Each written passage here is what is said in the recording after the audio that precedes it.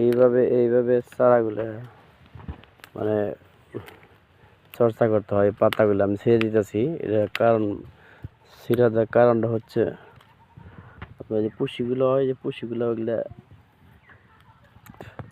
ছাড়িয়ে দিতে হয়। ছাড়িয়ে দিলে জিনিসটা ভালো হয়, গাছটা তাড়াতাড়ি গ্রোথ বাড়ে,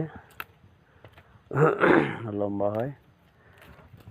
আমি পাতাগুলো ফালিয়ে দিতেছি। তো এইভাবে চর্চা করতে হয় যে নিজে পুষি চালিয়ে গেছে গাছের গোড়া থেকে যেগুলো নিজে পুষি চালায় এগুলা আপনার যেভাবে ভেঙে দিবেন, সবাই ভেঙে দিলে সেটা মনে করেন যেগুলো এই গাছটা গ্রোথ ভালো হবে, লম্বা হবে।